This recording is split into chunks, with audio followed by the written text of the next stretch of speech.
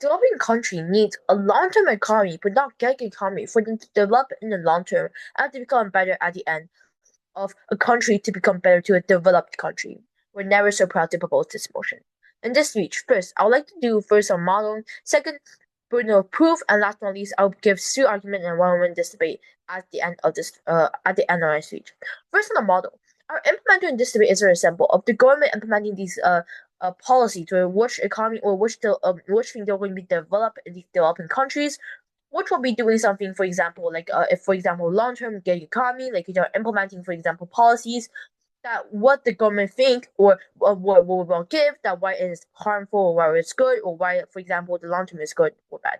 Our goal is that if we prove to that these long-term economies and long-term economy are will be sustainable and become better in developing countries.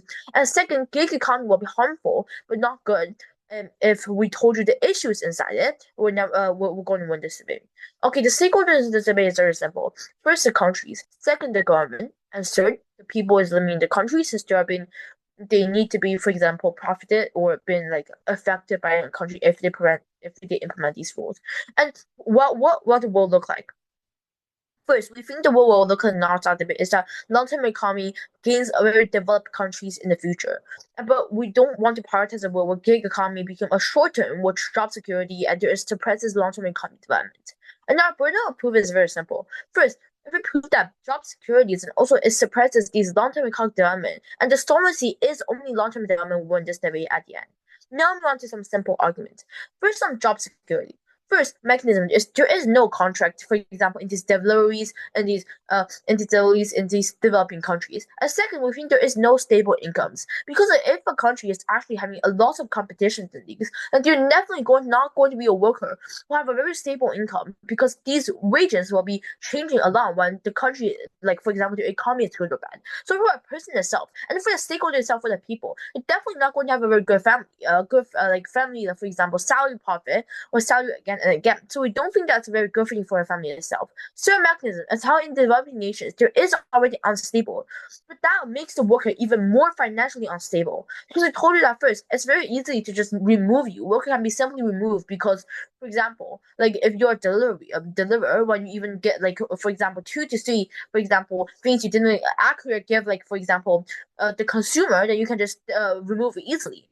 And second, this worker can also be done something not like none bad, will still be removed. Since we think that like for these companies, they still need profit, but if they think that there is so many people, they will just still going to remove them easily. So it's not stable for the workers and not stable for the country if they're just removing workers, and workers are also financially unstable.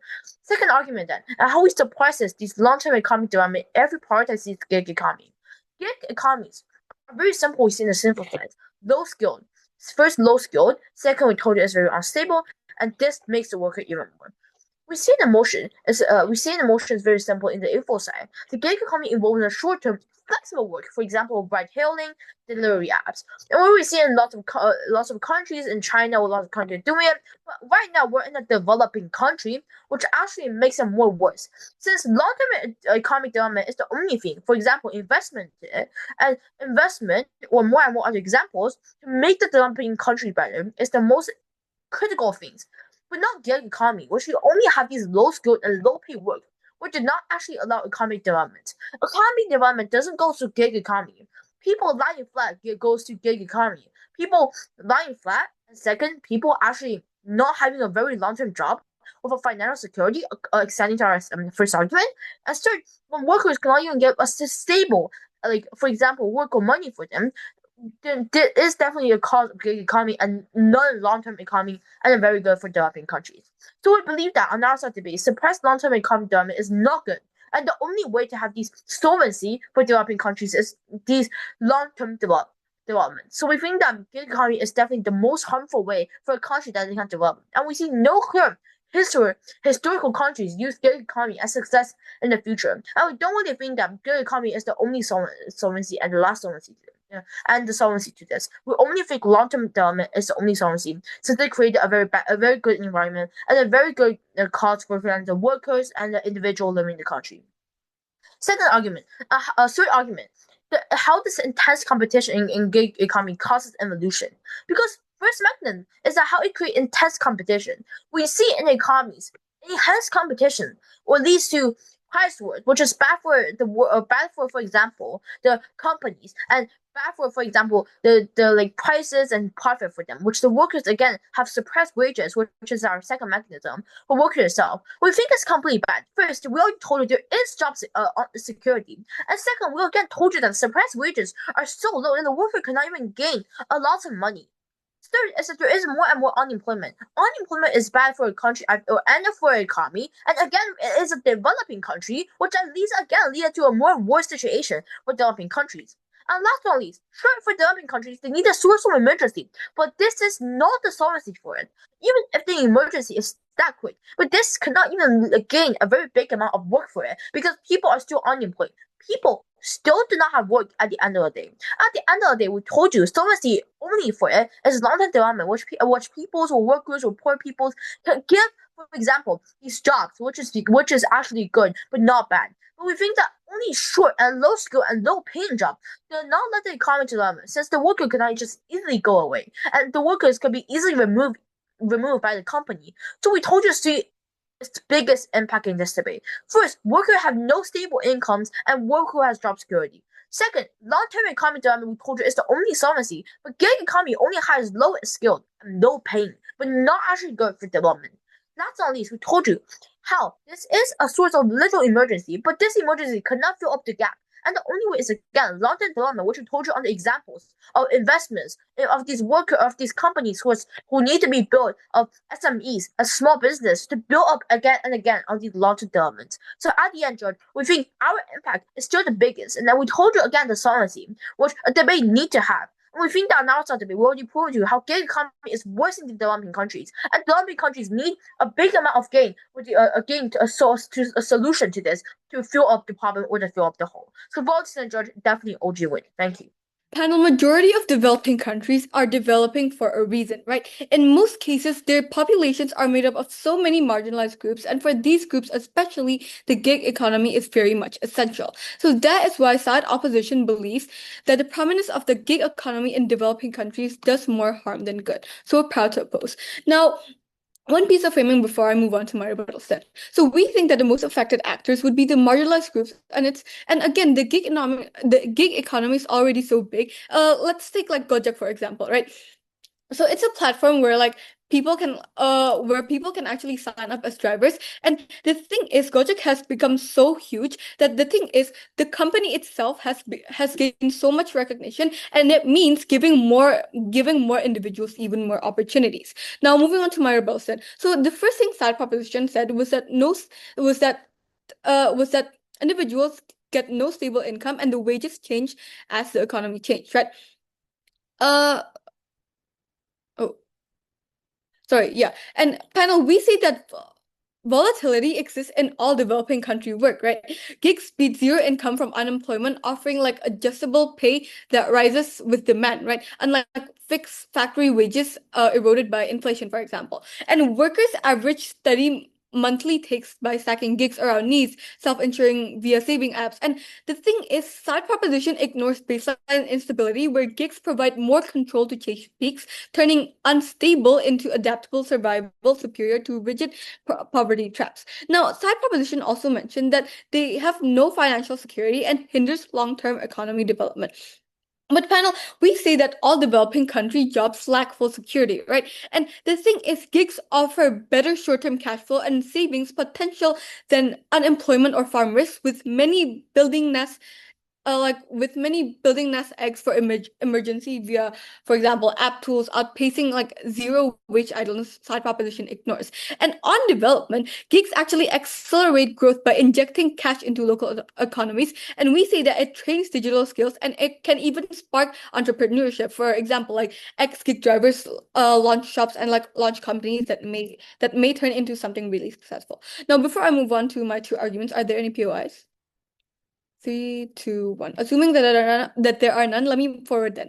So my first argument would be about reducing problems for marginalized groups. So some context then. Marginalized groups in developing countries, such as poor women, rural migrants, unemployed youth, and low-skilled workers, they face severe barriers to formal employment, including discrimination, lack of education, childcare duties, and remote locations, right, panel? And this often leaves gig gaps like Grab or Gojek as their last resort for any reliable income. So first layer of analysis then on how this is the last resort for the desperate. When formal jobs demand degrees and tons of experiences, it literally leaves out the marginalized groups. So then their only option seems to be to take gigs as their very last resort when it is already so hard for them to find formal jobs in the first place. We tell you, panel, that in these developing countries, marginalized groups actually make up a majority of the population, and therefore, when most of them don't have the same opportunities to receive quality education and later on find quality jobs like the more fortunate individuals do, then they see the gig economy as useful, and even though earning income from gigs is their last resort, either way, they are still able to receive a form of income, even if it means a relatively small amount. Because let's be honest, it's better to have something than nothing at all, which is why the gig economy is so important. Now, moving on to my second layer, then on reducing local problems. And panel, gigs also fix bigger issues in communities. So like families eat better and they can keep kids in school instead of work or streets, right? And the thing is, you stay busy and out of trouble like gangs or crime, for example. And women can get money power to leave bad homes or say no to abuse. And we also say that villages can get cash for shops and roads, so fewer people leave for cities. And all this cuts fights, hunger, and also poverty and need for government aid, helping places grow stronger, and that means reducing local problems. Now, moving on to my next argument about gigs are a form of autonomy and freedom. So context it. Workers in developing countries balance farming, family care, school runs, and bad traffic or weather or really any other problems, making rigid full-time jobs a poor fit, right? But when gig apps like Gojek or Grab become their last resort, letting them work when and how much they can. So first layer of analysis, then on flexibility fitting their needs. So gigs grant real control over their work life. Like there's no boss breathing down their necks, and there's no fixed shifts punishing life's curveball, right? And the thing is, it empowers people to earn on their own terms when traditional jobs just does not fit them, right?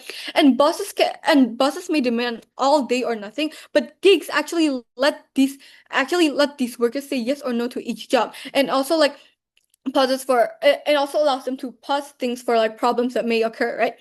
And for migrants or women with duties especially, it's liberation for take it or starve ultimatums, turning desperation into actual chosen paths. So second layer then on boosting work and family balance as well as build self-resilience. So this fit raises happiness and output. Workers log more smart hours without burnout. It keeps family close to cut stress, and it holds gigs longer than stiff jobs, right? Communities would win too, panel, because more hands for local chores like harvest help or kid care, less city migration that breaks family apart, stronger homes with shared meals instead of exhaustion. And economies grow as hidden labor joins in, feeding developing country ways better than old rigid models that leave half the workforce idle or desperate. So, panel, if we were to weigh this then, side opposition wins handily because our argument, it reduces problems for marginalized groups, which are the most affected actors, and gigs offer autonomy/freedom. We deliver concrete, immediate gains for developing countries' poorest and most affected actors. And we say that it outweighs side proposition's complaints about instability and stalled growth on magnitude and probability, and also real-world fit. Side proposition's no stable income ignores that gigs provide more reliable cash than unemployment or seasonal farms, right? Letting desperate workers, like for example, rural moms, stack flexible hours for steady family meals.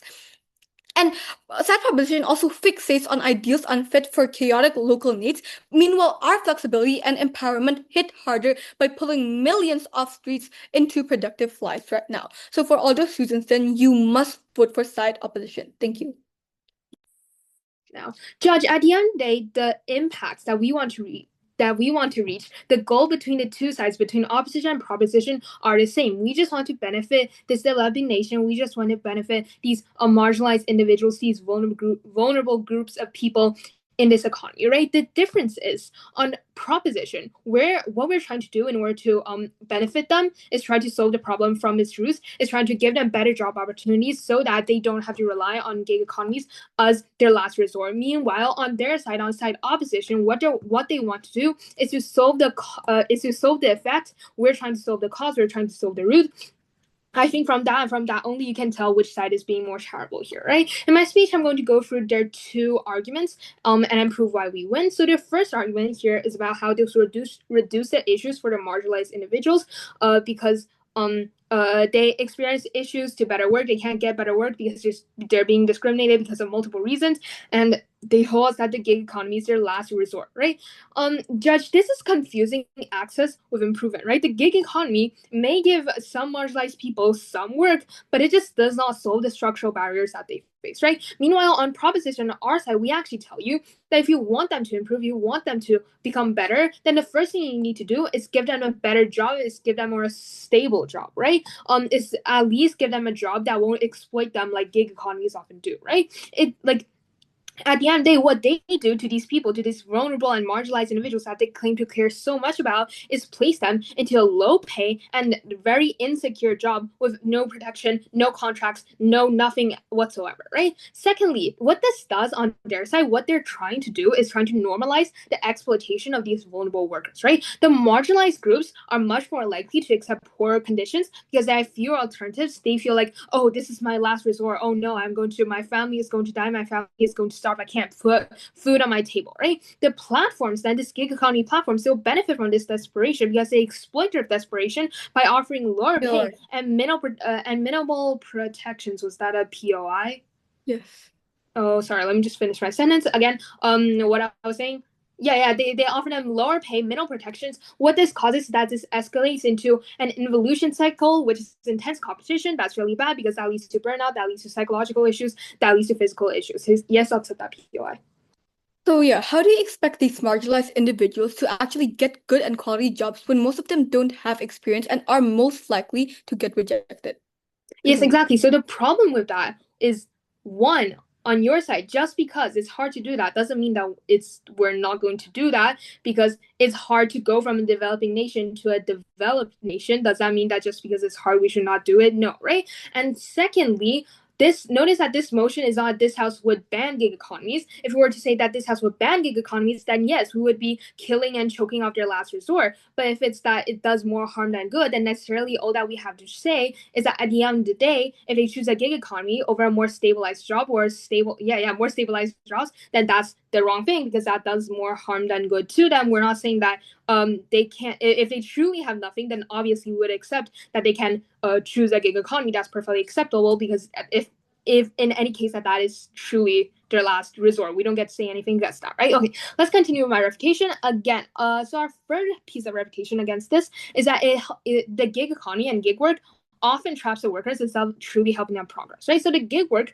they rarely provide the skill development that they claim that they need for future jobs. They rarely provide the career progression that they need for future jobs. They rarely provide the stable income that they need to either entrepreneurship, to actually go to entrepreneurship, or to get a better job, because you need a stable income to get a better job, right? This keeps marginalized workers stuck in this labor with minimal pay rather than actually help them improve and go to better employment. So this is particularly devastating to these people, because when gig work absorbs all the vulnerable workers, then the governments and companies, they face less pressure to then create the stable and protected jobs. So the better alternatives then become less likely. So in the future, which by the way, the long term is probably what we're both caring about, better alternatives become less likely. They're unable to change from developing nation to a developed nation, right? The second main point here is about how the gig economy is good because it offers a lot of flexibility. It's really flexible, all of that. Judge, flexibility is often fake, right? The workers must work during peak demand hours, which is like late nights or weekends, in order to earn enough money to even, build up their family, right? In reality, then this platform indirectly or somewhat directly controls your schedule through demand and algorithms. And, it's just the case that people want more food during late night because they got home really late, right? Secondly, when they have economic pressure, then that's what removing their real choice. They don't have true autonomy when they're being pressured about whether or not they can save their family from starvation, right? In a lot of developing nations, most workers rely on gig work as their main and their primary source of income. So if they do not work enough hours, then they just cannot meet their basic needs, right? So the flexibility becomes meaningless, right? Finally, thirdly, the platforms still control workers because the workers are still constrained by rating systems, by algorithmic penalty, by the risk of being removed from the platform, by the risk of their family going through starvation and starving and dying. So this creates a control without responsibility from the company, right? And finally, the flexibility is trading away stability, right? So what do workers lose, right? Workers, under your so-called flexibility, they're losing the stable income, they're losing all their benefits, they're losing all the legal protection, they're losing all the contracts and all that. All for what? For minimal pay, for them to work extra long hours but still see their family members starve, right? So at the end of the day, Judge, the gig economy does not actually truly give workers freedom. All it does is it gives companies maximum flexibility while workers have to bear all the risk, right? So at the end of the day, Judge, we actually gave you three charitable arguments. One about job security, how gig economies have no contracts, no stable incomes, and workers can be removed easily. That makes them financially unstable. Two, about how it suppresses the long-term economic development, which is probably the end goal for both sides, for every single person in this room. And finally, the intense competition in the gig economy causes involution. It's bad because when you cause intense competition, they work overtime for minimal wage. That's really harmful psychologically and physically and all that, right? The argument about flexibility is literally trading flexibility for stability, and their flexibility doesn't even work because people are constrained during long work hours. People are constrained by the platform indirectly and partly directly. And when you want to say giving people a job, the reason that these jobs exist is because you can't find high quality and high paying jobs. The difference is that they're trying to treat the effect, we're trying to treat the cause. For all these reasons, please give the ballot to the opening government. Right proposition only blindly criticizes the instability and lack of security in the gig economy, but never starts to think about even if the gig economy is imperfect, its impact for developing countries specifically are immense. Because yes, the type of employment isn't perfect, but it's better than nothing for the majority of the crowd that of these developing countries. At least they have a safety net job and won't be in complete poverty. So proud to propose. But first on clarification and strategic mistakes. Panel, side proposition keeps mentioning how the gig economy does not allow individuals to gain skills that will help them get better jobs in the future. But the thing is, from my LO speech and POI, she's already made it very clear that the reason why the gig economy is so important is because in the first place, they do not have any experience at all, which is something that side proposition fails to understand. Moreover, side proposition never explains how exactly the marginalized individuals would be able to gain skills when, again, they most likely do not have the opportunities to do so in their lack of experience that has already originated from the lack of education in developing countries itself, right? But let me move on to my rebuttals. They talked about how we've seen no proof of a developed country with gig economies, how they need to build stronger and more reliable jobs, and they want to get better and more stable jobs that will not exploit them. However, panels, we tell you this is where the analysis just entirely becomes false and uncredible. Because how do they expect the economy to just magically improve when the majority of the crowds in developing countries usually have lack of education, lack of skills, and even less qualification for formal, stable jobs. We tell you that for the circumstance of these developing countries, the gig economy is truly the only shot they have at employing such a large number of people and an opportunity to grow at such a scale. Your economy cannot run if your civilians do not have an income in the first place, and proposition needs to open their eyes to see this. Because, Judge, in their entire two speeches, all they've done is criticize the gig economy without ever building their own or proving how else they would do it. The question becomes, how would you get the stable jobs? How would you educate your people to do so? Because we tell you developing countries do not have the resources to do so properly. They say that even if it's hard, it doesn't mean we shouldn't do it. But the reality isn't that it's hard, but it's structurally impossible for the given circumstances that we are given. But then moving on to my second rebuttal, how they talked about how we normalize exploitation. However, panels, note that workers all still have full autonomy to choose their job. Realistically, no one would choose a gig job, but they don't do it by choice. They do it because they have no other choice but to do so. We are not normalizing exploitation. It's a fair exchange for the labor that is given because of the lack of expertise. Because it's still so much better that it's still so much better that they're able to get a job through the gig economy rather than absolutely no job at all. And we don't understand how proposition just fails to get this. For any of their points to stand, proposition needs to be able to show us that building stable jobs or stable incomes at such a rate is even possible or not. They need to stop criticizing and start building and providing and proving. And we tell you they've already failed at this because, again, we tell you it's structurally impossible for developing countries to build that many stable jobs because they don't have the resources to do so. Let me move on to my extension on job creation surge. Panels, note that the biggest issue in this debate isn't just the safety or the protection or the unjustifiable issues proposition may try to bring. Instead, we tell you it's also about the quite obvious net benefit at a scale no other type of income and job opportunity could compare to, especially for most crowds in developing countries that already, one, struggle to produce stable jobs, and two, struggle to maintain education throughout the entire country. So, few things then. First of all, note that even before continuing to the debate, we need to be able to fully characterize and categorize what developing countries look like in our status quo and why the gig economy becomes so essential to it. Because of the fact that developing countries have too many citizens for the amount of stable jobs and too little education for more stable citizens able to build a stronger economy or more reliable jobs otherwise. We tell you that the gig economy has become its fathomably last choice and its only pathway to building a stable economy. Sure. Secondly, this is where the gig economies become so essential because they're able to provide multiple things, right? A source of income that is able to provide slots on a big scale. B, a job without much education because there isn't without much need of education because there isn't much of so in developing countries. And C, the flexibility that lets civilians get a stable source of income while also doing other things or learning to improve. Yet also D, the ability to still learn and still have a certain set of skills even when opportunities were limited by poverty and lack of education. I'll take that. Sorry. So before proposition wants to even think of winning, they have a burden to kind of give an alternative for the gig economy to the scale that it has impacted. We would tell you there is no realistic counterfactual anyways, because it's only the gig economy that's able to expand at such a large rate that provides such slots at such flexibility. I'll take that POI. Do you agree that the only way forward coming to combat is not gig economy, which the people only look at these delivery apps? It's only about long term where we try to make infrastructure better, because gig economy is not the way to go out of developing countries. Please engage. We tell you that the gig economy becomes the only choice for these developing countries because they do not have the resources to be able to build stable jobs that are better than the gig economy. We tell you that yes, it's not the best way to get there, but it's the only way with the given resources that a developing country has. So then moving on back to my extension.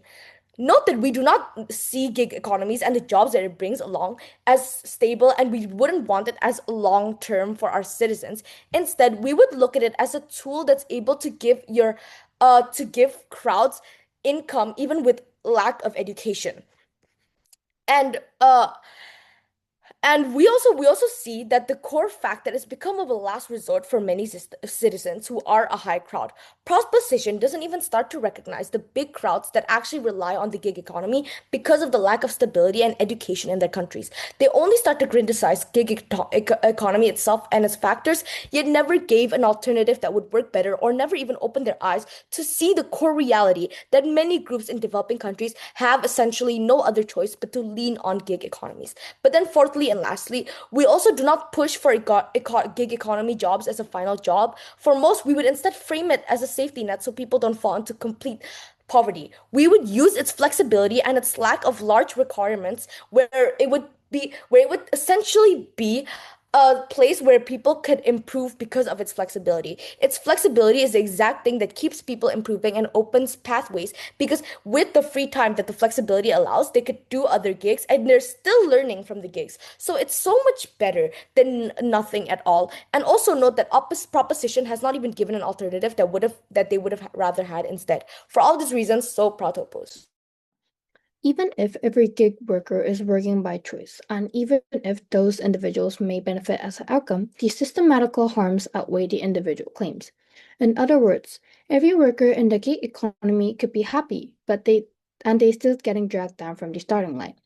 Judge, the opening bench today has set up a foundation for the argumentation of if the gig economy benefits individuals in developing countries.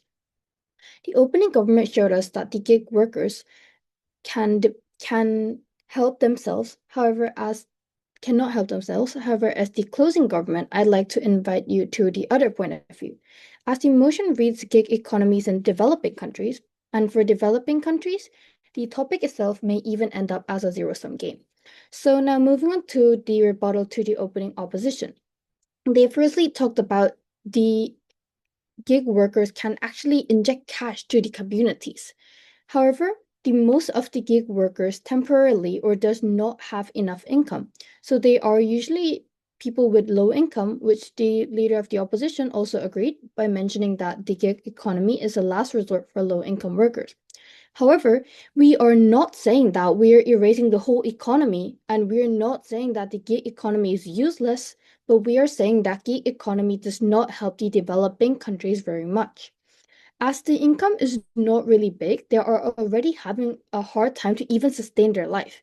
Then how would these people help the country to develop?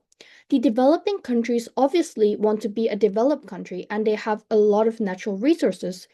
So rather than gig workers, people who research about the resources or people who work with those resources are obviously more helpful. Also, the leader of the opposition talked about some people may even bring new companies and entrepreneurship in the future as being a gig worker at the past. However, as we already mentioned, lots of gig workers have very few income, so it is really unrealistic for them to build companies. Thus, we believe that the opposition does not solve the problem since gig economies may be the last resort for some people, but they cannot directly help the economy. Now, moving on to the rebuttals for the DLO, they keep mentioning that a gig economy is better than just doing nothing and it can be a stable job for some people. However, as the OG mentioned, as we will further explain, this is why the country should give them better jobs for more experience and education. There are a lot of resources that the developing countries have, so we all know that there is a lot of potential for them. So the opening opposition is keep mentioning that there's not enough resources to do this, but there actually is. There's a lot of natural resources and potential inside the developing countries. So during a long time, we can make it work. So I will explain it further in my extension how we can actually make it work without gig economies. So, Sure. yes. So earlier you mentioned that developing countries have a lot of natural resources, but you do realize that this is such an extreme assumption as not all developing countries have natural resources. And by DLO meant resources, it's not only natural resources, it may be in terms of funding and like quality of education and stuff like that. Please engage. We already know that not every developing countries have natural resources, but most of them have. And as I mentioned, these natural resources, and it is a long-term project, so we will give education to lots of people as time passes, and we're not saying that this will work in like 3 months or 3 days. So our first point of extension is that gig workers does not really develop the country. So to begin with, there are mainly two types of gig workers. First are the ones who don't get a lot of profit such as delivery services. They usually don't get a lot of income and their daily income is usually their daily spending. So if they don't work for the one day, it may be hard for them to have enough money to go through their day, right? This may look like very hardworking workers that work daily, and yes, they are, and it may look stable, but it does not directly support the development of the country, as they're not the ones who help the country to technologically or economically develop, since they cannot save any extra money and spend money except for necessities. For example, does delivery workers help develop the economy? Not really, right? We're not trying to say that gig workers are useless and we're not going to ban them, but they do more good than harm. They do more harm than good, especially for developing countries. So if the opposition wants to say anything about the long-term impacts, and if they really want to question our generalization, they need to address this point. The second type is that who can earn a lot during a short period and can flexibly manage their working time, such as freelancers.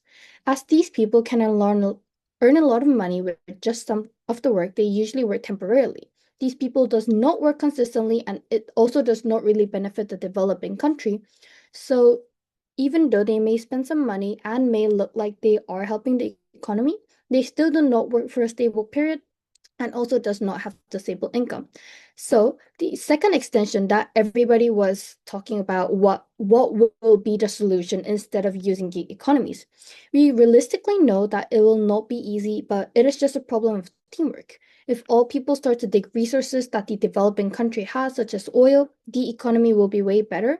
And as we already said, this is a long-term project, but and we all know that developed countries weren't a developing country at the first place. So by using the resources and educating the people as time passes, it will be able to develop the country further. However, as we already mentioned, we are not saying that gig economy should disappear at the first place, but it does not significantly help the economy. So the way that I mentioned just now is just a long-term plan, and we're not saying that we're going to erase the whole gig economy in 1 second. So now moving on to the weighing. The weighing today was between instability and last resort.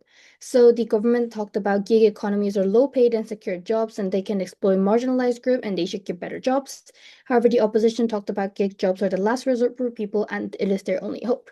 However, we believe that even though it is their last resort, we're not saying that gig economy should be banned or extremely harmful to the economy, but we're rather saying that gig economy does not help the country itself.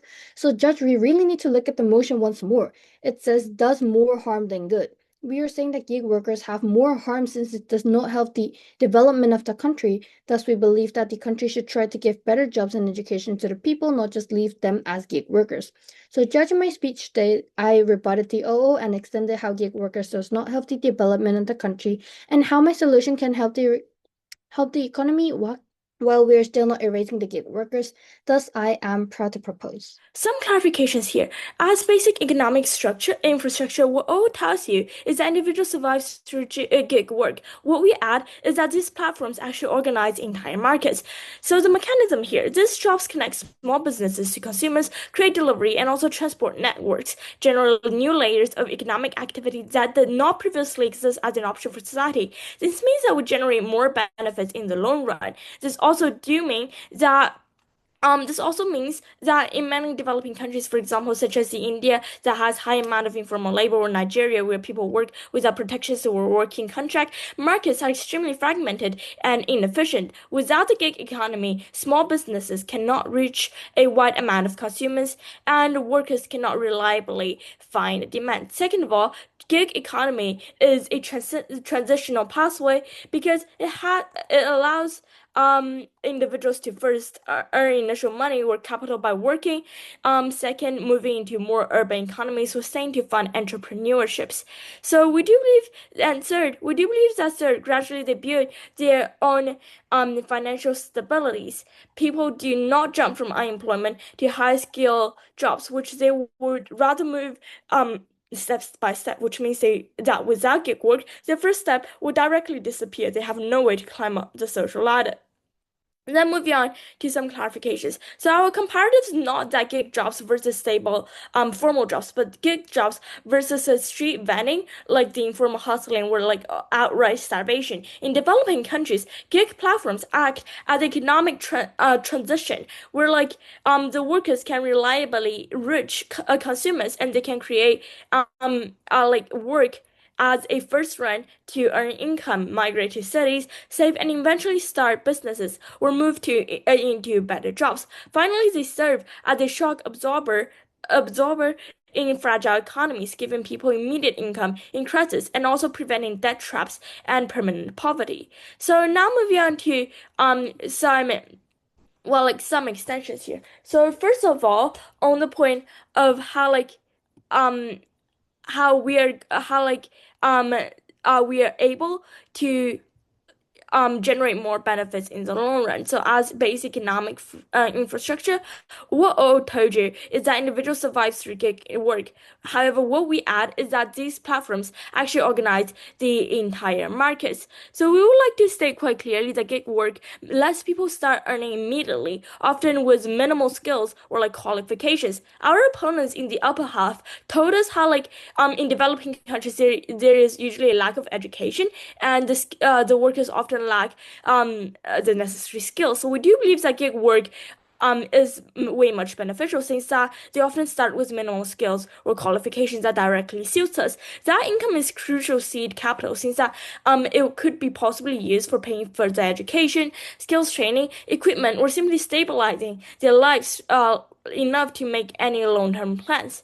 And second of all, we do believe that many gig platforms are concentrated in the urban areas. That directly means that once it's people in developing countries work in these gig economies, that means that there are more economic opportunities and networks become much denser than in the rural areas. Big gig work gives rural migrants an entire ticket to the city because they can possibly pay rent, food, and transportation, while they reach for better opportunities or build contacts.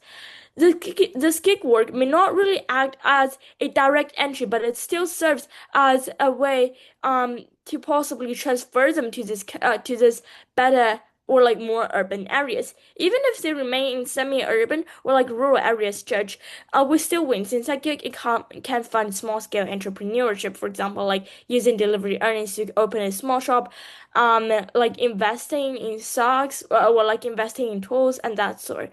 So once the individual have some savings and a record of regular earnings, they're more likely to access basic financial services.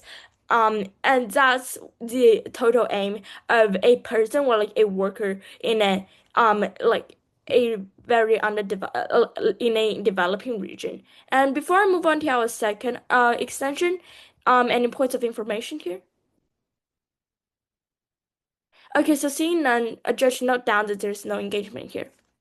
Second one on how gig work would be a shock absorber for like the fragile economies. Developing economies are highly vulnerable to the shocks, since that there are seasonal agricultural cycles, and there are certain seasons where there are work and certain seasons without. So we do believe that the gig economy in this case functions as a private sector shock absorber.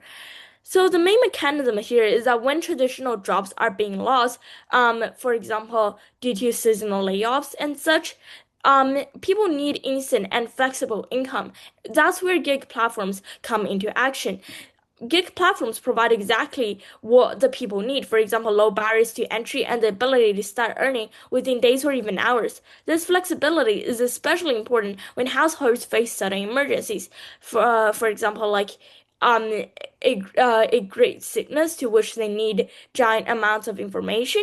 And we do believe that without the gig jobs, people in this crisis are forced into predatory debt, to which means borrowing from informal lenders at an extremely high interest rate, which could possibly lead to unable to being paid back in this case, or like they have to sell off their productive assets, for example, their tools, or possibly their home in this case.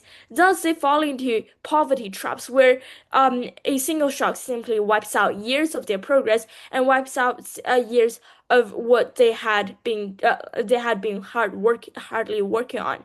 So we do believe that on the long term, if large numbers of people simultaneously lose income with no fallback, you get social instability, rising crime, and also political instability. Big platforms distribute this risk because they allow the labor and also the income to reallocate quickly and to like where there is still demand. And thus soften the shock and absorb the shock of like seasonal unemployment and such. Thus, we're very proud to propose. Thank you. Today's motion asked us one core question both houses had to answer from the get-go of the debate, and it was pretty simple, nothing crazy. What do we want for the global south? Do we want quick fixes and band-aids, or do we actually want a lift upwards, a systematic one that addresses the built-in problems of the status quo? Never been prouder to propose. Before anything else, some rebuttal towards the previous themes. The opening opposition has framed the gig economy as quote-unquote the last resort for marginalized groups.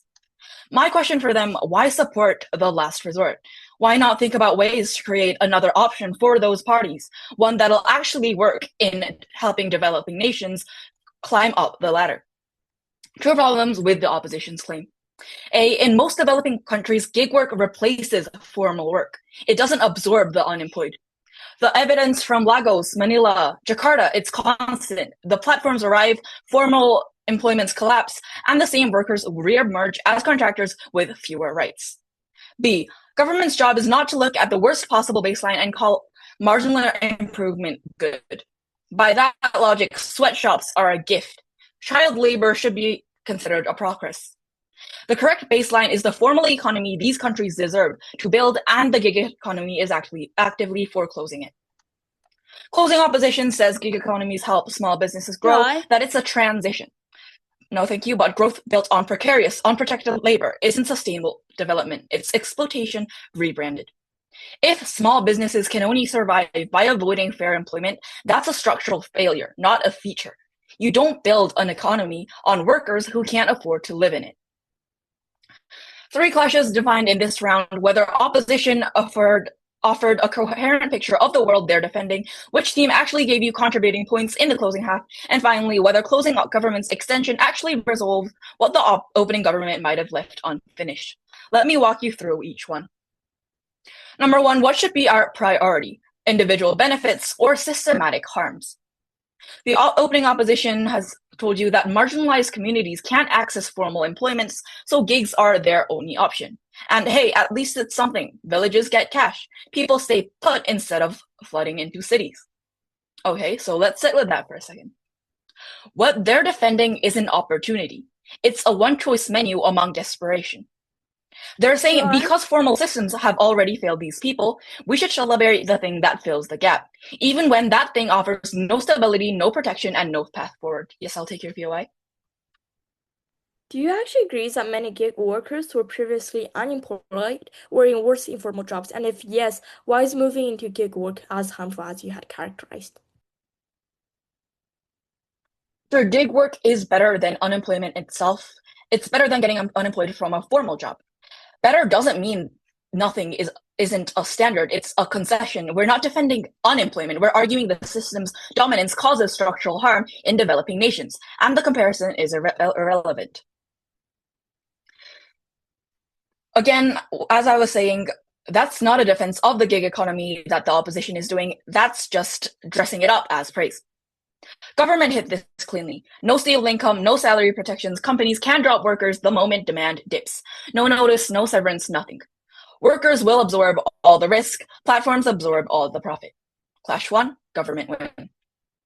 Next question. Does gig work serve as a genuine economic bridge, or does it just trap both workers and businesses in the cycle of dependency that prevents real growth in developing nations? Closing opposition claims that gig economies enable small business expansions and act as a stable transition towards something better. But they never define what this transition leads to or when it ends. Transition to what exactly? In developing economies where gig platforms have been prominent for over a decade now, we're still waiting for that promised stability to materialize. Closing government's extension already demonstrated that gig prominence erodes formal labor markets over time. That directly undermines the stable transition framing that the opposition is trying to sell you. Because if the gig economy undermines the stable transition, if the gig economy is simultaneously dismantling the formal sector it supposedly bridges towards, then that bridge is burning out. It's burning behind every worker who crosses it. Small businesses do not graduate out of gig dependency. They get structurally locked into it because the model makes exploiting flexible labor permanently cheaper than building a real workforce. Government wins clash two.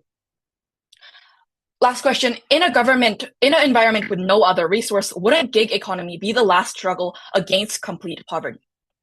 Opening government did establish points on the instability of gig work, but they never did fully answer the opposition's points about barriers to formal employment. If gigs are the only realistic option for marginalized workers, does criticizing gigs just leave people with nothing? And that's where closing government came in. We've told you that the prominence of the gig economy doesn't just fail individual workers, it actively reshapes the labor market in ways that makes formal employment even harder to access over time. And here's the mechanism behind this. When platforms establish themselves as dominant employers, they suppress wage floors across entire sectors. Formal employers competing against gig models with near zero labor overhead have every single incentives to informalize their own workforce. The gig economy doesn't sit behind the formal economy. It erodes it as a monopoly.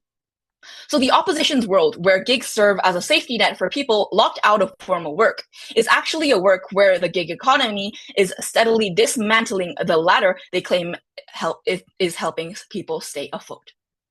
Opening government told you why workers suffer, and it's true. But we're also telling you why the suffering compounds over time. That distinction does matter. Clash number 3, closing governments win.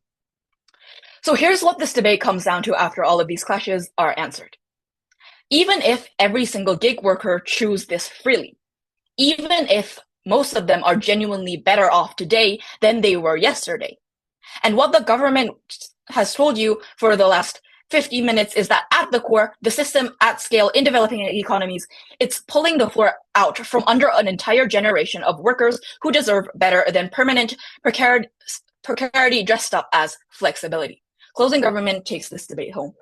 In developing countries, the real problem is not choosing between good jobs or bad jobs. It is choosing between having access to income at all or being excluded from the formal economy entirely. And what I want to show in this speech is that the gig economy is the only large-scale entry points that into the economic participation for people at the margins. Therefore, removing or reducing the prominence of gig economy does not upgrade people into better jobs, but it instead pushes them out of the system altogether. I want to do 2 things in my speech. First is bench-by-bench review of the debate, but second is 2 clashes and weighing in between.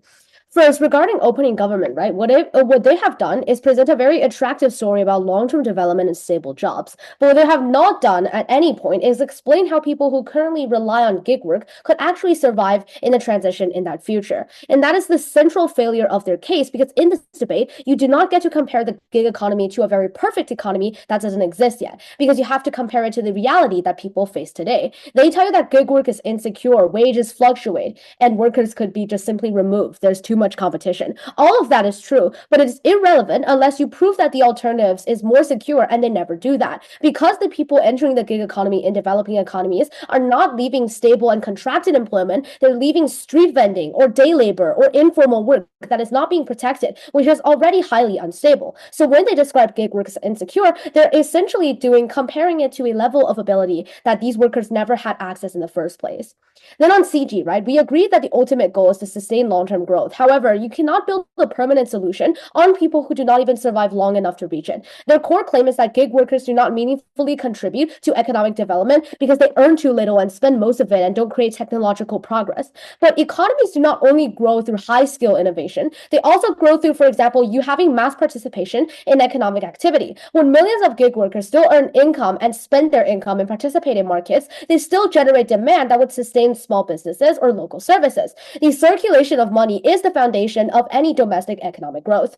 CG treats development as if it only comes from a small group of high-skilled workers. But without the broad base of consumption and participation of low-income individuals, those industries cannot even function. So gig workers are part of the economic base that makes development actually possible. But again, this only sounds persuasive if you are comparing gig work to a stable and high-income job. But that's not the real comparison, because we tell you that the real comparison is gig work versus informal labor or gig work versus unemployment. In that comparison, gig work provides you extremely more consistent income or more predictable demand.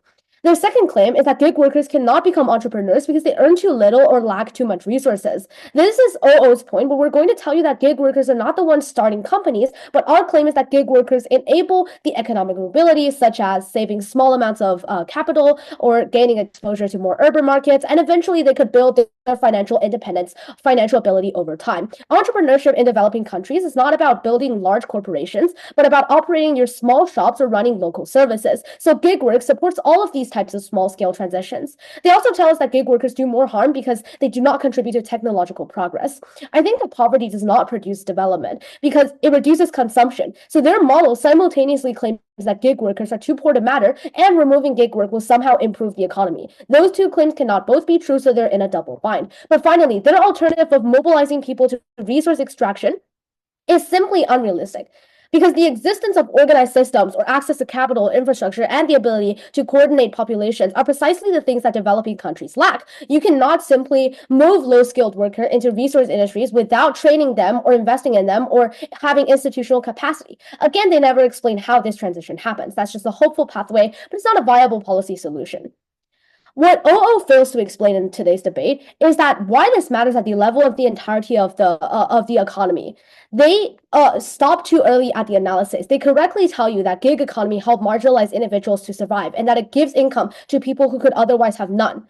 But I think that what we do as closing opposition is to show that gig work is a foundational system that economic participation in developing countries could sustain people. These platforms connect workers to demand at scale, and they also integrate fragmented informal workers and allow for millions of people to participate in economic activity in this coordinated way. Then I want to move on to two clashes. The first one being gig economy as a relief. What OO done effectively is to show you that gig economy provides relief for marginalized individuals.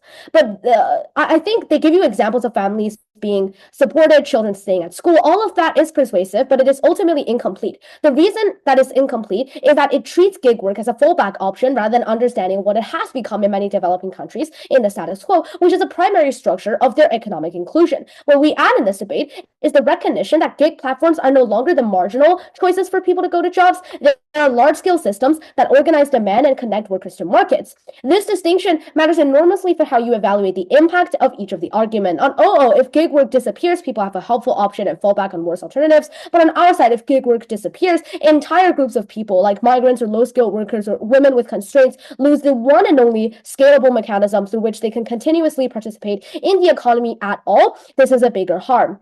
Platforms like ride-hailing or delivery services do more than just employ workers. They also connect fragmented markets. They help to reduce the transaction cost, and they also help to create demand that did not previously exist.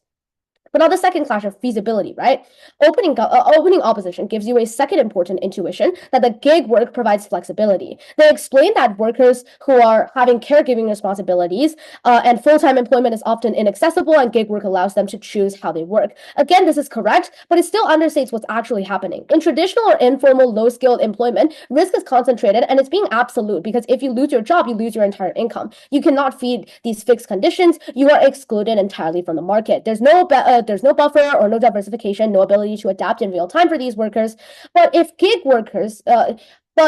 we add in gig work, right, it does not eliminate the risk, but instead it would allow the workers to access multiple sources of income instead of only one, and they will switch between opportunities depending on the availability of each one, and they will continuously re-enter the market even after failure. This means that it creates a form of survival control that is far more important than the limited idea of flexibility that OOF described. Because for many workers, especially in unstable environments right now, the key question is not can I choose my hours, it is do I have the ability to recover when something actually goes wrong. Gig work actually provides this recovery mechanism. This is why we uniquely take this debate further. So OO frames gig as beneficial and convenient in autonomy. We show that it fundamentally changes the structure of vulnerability itself. Therefore, what we give you is a reason you cannot afford to remove gig work, and in a world where the greatest risk is not bad work, but no access to work at all, where you're being excluded from the market, that's the side that must win.